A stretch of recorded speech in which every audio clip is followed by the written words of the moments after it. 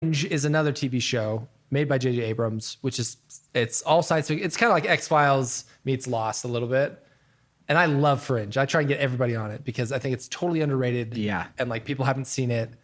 And it has a lot of the same like hooks, like the J.J. Abrams-y hooks in it, right?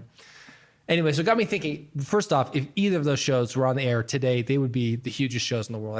I think our collective community, the way we watch TV shows now is just like a huge thing, right? Lost would do 10 times better now. Oh, man. Than when it came out. Because I watched Westworld, and Westworld's like a little enigmatic. Yep. And it's like the whole community behind that. It's like solving riddles. Obsessed with it. Yeah. To the point where they kind of ruined the season. We're like, yeah, we figured it out. They're like, oh, shoot. Yeah. So we are in a unique watching experience right now. And we kind of got out of, and this might sound like a little left field here, not too long ago, we are slowly moving away from the American Idol phase, right? That was kind of hit its peak a few years ago. And not that it's like totally dead, but like there was a peak where it's like everybody was like in on American Idol. And by American Idol, I assume that you mean generally, I think that those shows in general have just really fallen off. Sure. Like America's Got Talent is really similar. It's in season like 50 now. Right. And nobody knows who won the last season of America's Got Talent. And similarly, nobody knows. One thing I felt was really interesting about the early seasons of American Idol was this idea of like, and maybe they still do it. I don't actually watch the show anymore. Call in. Of course not. That's the point. Call in to vote on who you think should go next. And then like everybody, the viewers would like call in and vote. And then they would like announce who went through, right? So I want to bring back this idea of like people, the viewers having a say in the show. But also I want to tie it into a serial drama more akin to Lost or Fringe or kind of a science fiction-y type show. Yeah. The idea being, and it's kind of this like Bandersnatch type show where it's like you watch and then at a certain point in the show, the viewers make a decision and like whether how that happens, whether it's some AI, it's like, what should I convince this person to do? Or someone's a fourth wall breaking. I'm not 100% sure. But I think it'd be really interesting, this idea of like the viewers say going left or right, this or that, and then also throwing in some sort of time travel element into the show so that at a certain point, time travel have to do with well, at a certain point, like you might, what would have happened had so-and-so done this? At a certain point at the end of the show, they like are able, like the viewers maybe don't know this. You go back and it's like you have that opportunity to like make that decision again. Yeah. I think, is that it? That's no, totally. That's a good enough idea to kind of work with. I think where I struggle is from just like a logistical standpoint, which is like, does the show film like literally 100 outcomes? So I think the way that a lot of things do this now, Bandersnatch, and there's a game called Quantum Break, I think, that did something like this. But I mean, it's a single player game. Yep.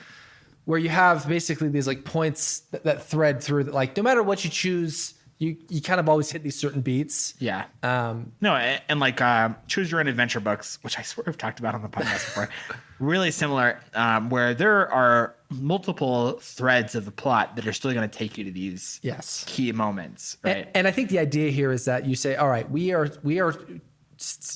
selling a story that has 5 storylines, 5 core fleshed out storylines, and it's one season, right? Yeah. But within those 5 things, there's like lots of different like things that kind of interweave or whatever.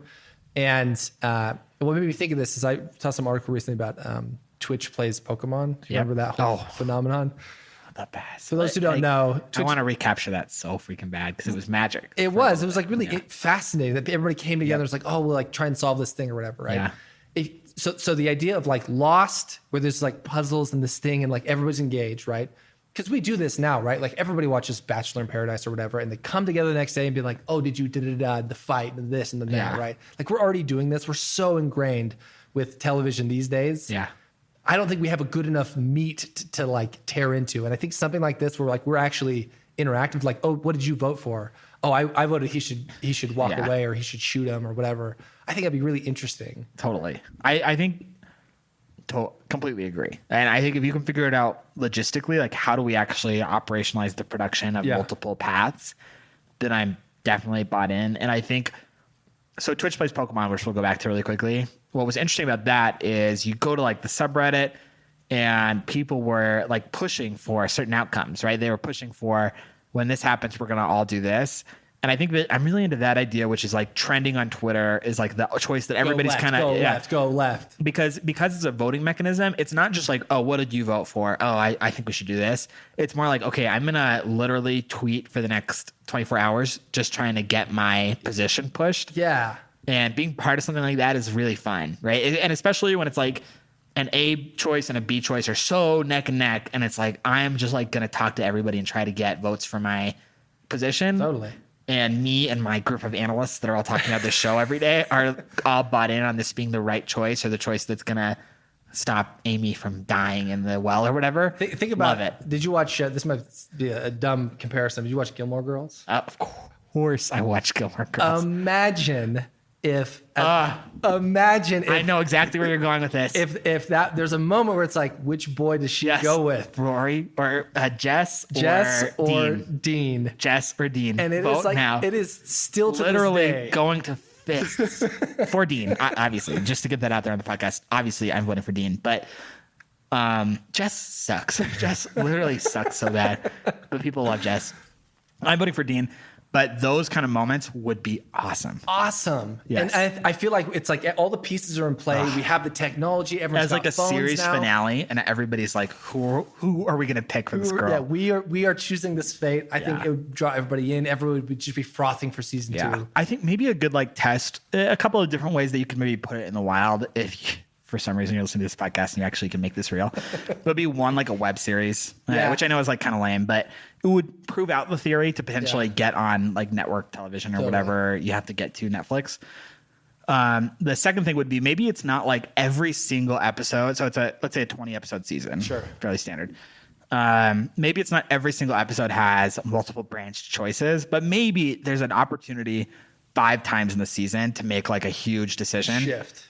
Yeah. And then and maybe some of them are like inconsequential. Should he have toast or cereal or whatever? Like, Totally. Cereal, yeah. And people are like, oh, did the cereal, did it factor in? It didn't. Yeah. But like, people, and then we do that rewind and we see, okay, if we'd done this here, we would have gone here, which would be really cool. Anyway.